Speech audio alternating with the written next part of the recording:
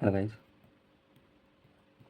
आज हम पढ़ेंगे जेवीपी में क्या क्या पैथोलॉजी आ सकती है, pathological changes in JVP wave form. जैसे मैंने बताया था कि आगे अगर ऑब्स्ट्रक्शन है तो जेवीपी रेज्ड होगी। अब इन डिटेल पढ़ते हैं कि कौन कौन सी कंडीशन में कौन कौन सी वेव में चेंजेस आता है। तो पहले स्टार्ट करते हैं ए वेव से। ए वेव में क्या क्या चेंजेस आता है। पहले तो आपको ये पता होना चाहिए कि ए वेव आती कैसे है। ए वेव किस चीज़ से आती है? एट्रियल कंट्रैक्शन से ए वेव फॉर्म होती है। अब ऐसी कोई कंडीशन है जिसमें एट्रिया कंट्रैक्ट ही नहीं कर पा रहा। एट्रिया नॉर्मली कैसे कंट्रैक्ट करता है? ऐसे, ये एट्रियल कंट्रैक्शन, एट्रियल रिलैक्सेशन। अब एट्रियल फिब्रिलेशन है जिसमें एट्रिया कंट्रैक्ट नहीं कर पाता, सिर्फ ट्विच कर रहा होता है। ऐसे, ये ट्विचिंग है, एट्रिया सिर्फ ट्विच कर रहा है, कंट्रैक्ट नहीं कर पा रहा है। ऐसे ऐसे सिर्फ ट्विच कर रहा है, तो मतलब एट्रियल कंट्रैक्शन नहीं हो पा रहा, तो उसमें ए वेव एब्सेंट होगी एट्रियल फिब्रिलेशन में। अब ऐसे कोई कंडीशन जिसमें लार्ज ए वेव आ सकती है।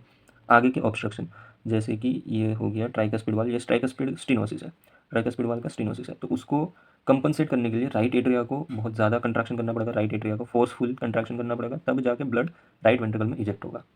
ठीक है, तो ट्राइकस्पिड स्टेनोसिस जिसमें लार्ज ए वेव आएगी just because of right atria को ज़्यादा कंट्रैक्शन करना पड़ रहा है उस वजह से। फिर same to same pulmonary stenosis और पल्मोनरी आर्टरी हाइपरटेंशन।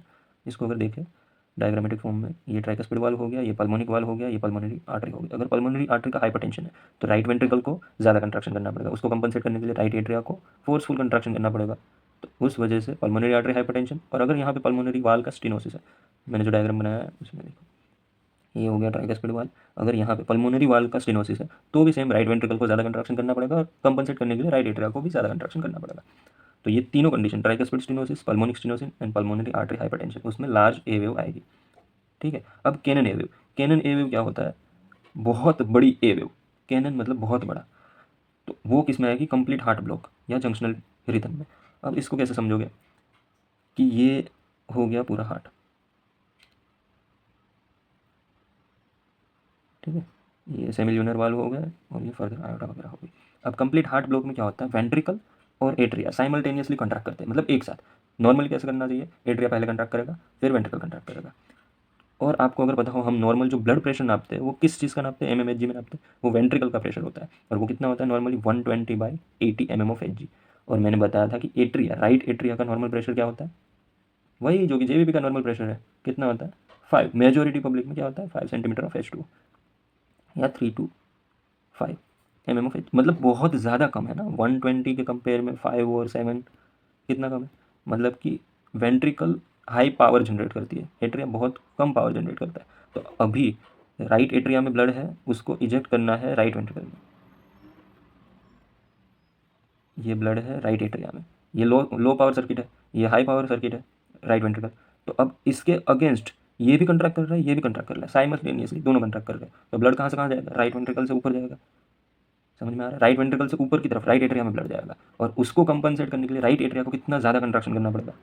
तो जितना ज़्यादा कंट्रैक्शन करेगा उतनी ज़्यादा लार्ज ए वेव आएगी, तो उसमें बोलते हैं कि कैनन ए वेव है, बहुत ज़्यादा लार्ज ए वेव आएगी। समझिए। अब है वी वेव की पैथोलॉजी।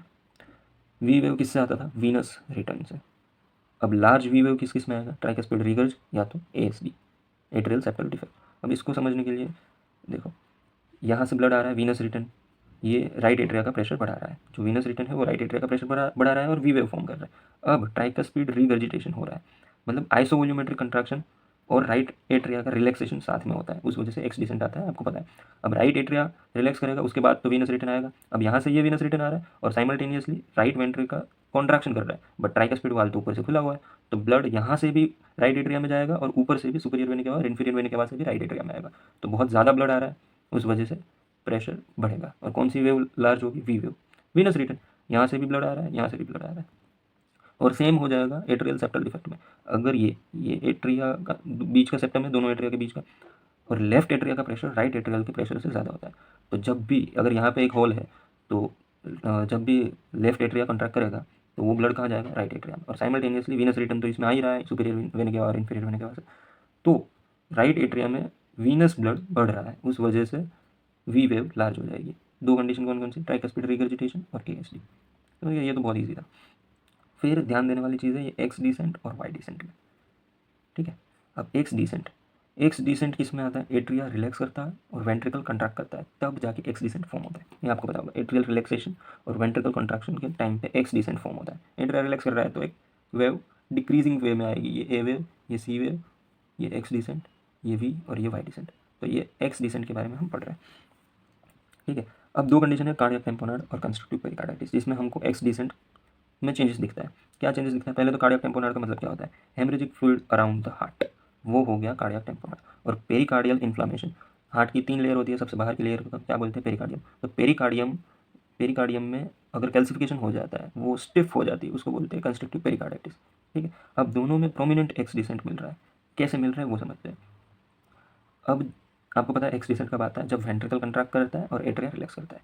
अब यहाँ पे नॉर्मल तो वेंट्रिकल कंट्रैक्ट कर ही रहा है, ठीक है, ये वेंट्रिकल का कंट्रैक्शन, बट बाहर हेमरेजिक फ्लूइड है, वो वेंट्रिकल को और ज़्यादा कंट्रैक्शन करवा रहे हैं, वो और वेंट्रिकल को दबा रहे हैं, मतलब कंट्रैक्शन में और हेल्प कर रहे हैं। तो वेंट्रिकल कंट्रैक्शन का फेज लंबा होगा, उस वजह से वो ट्राइकस्पिड वाल को पहले हमने पढ़ा था आइसोवॉल्यूमेट्रिक कंट्रैक्शन में, ट्राइकस्पिड वाल बल्ज होता है, उस वजह से सी वेव आती है। उसके बाद अगर वेंट्रिकल प्रोलॉन्ग कंट्रैक्शन कर रहा होता है तो वो ट्राइकस्पिड वाल को अंदर की तरफ खींचेगा, तो राइट एट्रिया को रिलैक्स होने में ज़्यादा टाइम, मतलब ज़्यादा टाइम मिलेगा और ज़्यादा रिलैक्स होगा, मोर रिलैक्स। तो मोर अगर वो रिलैक्स होगा तो एक्स डिसेंट जो इतना आ रहा था वो ज़्यादा आएगा, तो एक्स डिसेंट प्रोमिनेंट होगा। सेम टू सेम कंडीशन इधर कंस्ट्रक्टिव पेरिकार्डाइटिस में भी, पेरिकार्डियम जो स्टीफन पेरिकार्डियम है वो वेंट्रिकल को और दबा रही है, वेंट्रिकल कंट्रैक्शन और बढ़ा रही है, ठीक है। तो इसमें भी क्या होगा? ट्राइकस्पिड वाल अंदर की तरफ बल्ज होगा, तो राइट एट्रिया को मोर स्पेस मिलेगी और मोर रिलैक्स होगा, तो उस वजह से इसमें भी प्रोमिनेंट एक्स डिसेंट मिलेगा। एक्स डिसेंट समझना तो थोड़ा सा ईजी था कंपेरेटिवली वाई डिसेंट। अब वाई डिसेंट आपको पता होगा अर्ली डायस्टोल में आता है। अब इसमें थोड़ा बहुत चेंजेस है, तो इधर ध्यान देना कि कार्डियक टेम्पोनार्ड में बाहर क्या पड़ा हुआ है? हेमरेजिक फ्लूइड, मतलब just outside the ventricle wall इधर फ्लूइड इकट्ठा है, या तो ब्लड इकट्ठा है, ब्लड बोलेंगे हम, हेमरेजिक फ्लूइड बोले या ब्लड बोले, ब्लड इकट्ठा है, ठीक है। अब सिस्टोल में तो ब्लड भी बाहर से अंदर की तरफ दबा रहा था, फोर्स लगा रहा था, और वेंट्रिकल खुद भी तो कंट्रैक्ट हो रहा था, तो ज़्यादा कुछ प्रॉब्लम नहीं हो रही थी। अब डायस्टोल में क्या होगा? हेमरेजिक फ्लूइड है, वो बाहर से वेंट्रिकल को अंदर की तरफ धक्का देंगे, और वेंट्रिकल अगेंस्ट द फ्लो वो रिलैक्स होने की कोशिश करेगा, वो मतलब ऐसे diastolic phase, early diastole, diastole चालू हो रहा है तो वो डायस्टोल होने की कोशिश करेगा, तो ये बाहर से दबाएगा और ये उसको मतलब वेंट्रिकल बाहर की तरफ जाने की कोशिश करेगा, तो दोनों फोर्स आमने सामने ज़ीरो हो जाएंगे। तो इसमें वाई डिसेंट मिलेगा ही नहीं, डिमिनिश्ड या एब्सेंट वाई डिसेंट बोल सकते हैं कार्डियक टेम्पोनार्ड की कंडीशन में, ठीक है, क्योंकि दोनों एक दूसरे के फोर्स को इक्वल कर दे रहे हैं, तो फोर्स जीरो हो जाएगा इक्वल कर देंगे तो उस वजह से वाई डिसेंट फॉर्म ही नहीं होगा, या तो फॉर्म होगा तो बहुत लिटल, मतलब डिमिनिश्ड वाई डिसेंट मिलेगा। और दूसरी तरफ है कंस्ट्रक्टिव पेरिकार्डाइटिस, जैसे मैंने बोला पेरिकार्डियम सबसे बाहर का लेयर है, तो अभी पेरिकार्डियम और राइट वेंट्रिकल के बीच में थोड़ी सी स्पेस है, जिससे राइट वेंट्रिकल थोड़ा सा डायस्टोल कर पाएगा। तो इसमें क्या होगा? पेरिकार्डियम ऑलरेडी कैल्सिफाइड है, बाहर का लेयर, और right ventricle early diastolic phase में जा रहा है, तो वो बाहर की तरफ ऐसे रिकॉइल हो रहा है, रिकॉइल नहीं बोल सकते कि डायस्टोल हो रहा है, तो उसका डायस्टोल होगा। और पेरिकार्डियम कैल्सिफाइड है, तो वो प्रेशर को ऐसे फैलाएगा, ये जो प्रेशर आ रहा है उसको फैलाएगा, तो उस वजह से ये राइट एट्रिया पे भी इफेक्ट करेगा, राइट एट्रिया को भी ऐसे फैलाएगा, तो इस वजह से इसमें क्या होगा? राइट एट्रिया को मोर स्पेस मिल रही है, तो उस वजह से वाई डिसेंट प्रोमिनेंट हो जाएगा, वाई डिसेंट डिमिनिश नहीं हो रहा है कंस्ट्रक्टिव पेरिकार्डाइटिस में, और इधर फ्लूइड प्रेशर को जीरो कर दे रहा है, इस वजह से डिमिनिश या तो एब्सेंट वाई डिसेंट हो रहा है कार्डियक टेम्पोनार्ड में। इतना चेंजेस है, ये याद रखना है, ठीक है। तो मैंने जैसे बोला कार्डियक टेम्पोनार्ड में एक्स प्रोमिनेंट मिलेगा, वाई डिमिनिश एब्सेंट मिलेगा, कंस्ट्रक्टिव पेरिकार्डाइटिस में दोनों प्रोमिनेंट मिलेंगे। अब कुस्मोल साइन, पहले तो कुस्मोल ब्रीदिंग किसको बोलते हैं? Seen in metabolic acidosis, metabolic acidosis में कुस्मोल ब्रीदिंग से मिलती है, वो आगे पढ़ेंगे। और प्रोमिनेंट वाई डिसेंट को क्या बोलते हैं? Friedreich sign. अब प्रोमिनेंट वाई भी बोले या फ्रेडरिच साइन, अगर ऐसा डायरेक्ट क्वेश्चन आया तो Friedreich sign is seen in constrictive pericarditis, not in cardiac tamponade, ठीक है। अब कुस्मोल साइन, इंस्पिरेशन करने पे, नॉर्मली इंस्पिरेशन करने पे जेवीपी फॉल होना चाहिए, क्यों? इसकी मैकेनिज्म क्या है? जेवीपी क्यों फॉर्म होता है? राइट एट्रिया में प्रेशर बढ़ता है तब। अब हम डीप या नॉर्मल नॉर्मल इंस्पिरेशन करते हैं तो क्या होगा? लंग्स में वो ज़्यादा होगा, ऑक्सीजन ज़्यादा होगा, तो मोर क्या बोलते हैं, ऑक्सीजन और हीमोग्लोबिन का चेंजेस ज़्यादा होगा, तो राइट वेंट्रिकल से ब्लड जा रहा है ना लंग्स में, समझ रहे हो? ये हार्ट हो गया, यहाँ से जितना ब्लड राइट वेंट्रिकल में था वो खाली होकर लंग्स में चला जाएगा परफ्यूजन होने के लिए, क्योंकि हमने अभी अभी इंस्पिरेशन किया है, अभी अभी ऑक्सीजन आया है, तो ये परफ्यूजन स्टार्ट हो जाएगा ज़्यादा, तो राइट वेंट्रिकल का प्रेशर कम हो जाएगा, फर्दर राइट एट्रिया का प्रेशर कम हो जाएगा, तो जेवीपी फॉल होगा on inspiration. But if during inspiration JVP rise होता है तो उसको बोलते हैं कुस्मोल साइन। किस में दिखता है? कंस्ट्रक्टिव पेरिकार्डाइटिस में या राइट वेंट्रिकल एमआई में। राइट वेंट्रिकल एमआई में क्या हो गया होता है कि ये जो राइट वेंट्रिकल है उसकी हाइपरट्रॉफी हो गई होती है, इस वजह से उसको कंपनसेट करने के लिए राइट एट्रिया ज़्यादा ही कंट्रैक्ट करेगा, उस वजह से राइट वेंट्रिकल एमआई में और कंस्ट्रक्टिव पेरिकार्डाइटिस में पेरिकार्डियल लेयर स्टिफ हो गया होता है, उस वजह से राइट एट्रिया मोर कंट्रैक्शन करेगा, तो उन दोनों में इंस्पिरेशन का उतना इफेक्ट नहीं आता है, तो कुछ स्मॉल साइन उन दोनों में दिखेगी। इंस्पिरेशन पे भी जेवीपी बढ़ेगा ही बढ़ेगा, ऑल कंडीशन में बढ़ेगा, इंस्पिरेशन एक्सपिरेशन, बट इंस्पिरेशन में नॉर्मली जेवीपी कम होना चाहिए, बट यहाँ पे स्टीफन वॉल है दोनों में, राइट वेंट्रिकल एमआई और कंस्ट्रक्टिव पेरिकार्डाइटिस में। उसको कंपनसेट करने के लिए राइट एट्रिया ज़्यादा प्रेशर लगा रहा है, इंस्पिरेशन पे भी ज़्यादा ही प्रेशर लगाएगा और एक्सपिरेशन पे भी ज़्यादा ही प्रेशर लगाएगा, तो उसको बोलते हैं कुस्मोल साइन, क्योंकि जेवीपी राइज्ड होगा। और नॉट सीन इन कार्डियक टेम्पोनर, क्योंकि कार्डियक टेम्पोनर तो क्या बोलते हैं उसको, ब्लड अक्यूमुलेट हुआ है तो वो उतनी इफेक्ट नहीं देगा, ब्लड जीरो कर देगा, प्रेशर को जीरो कर देगा, मैंने आगे भी बताया।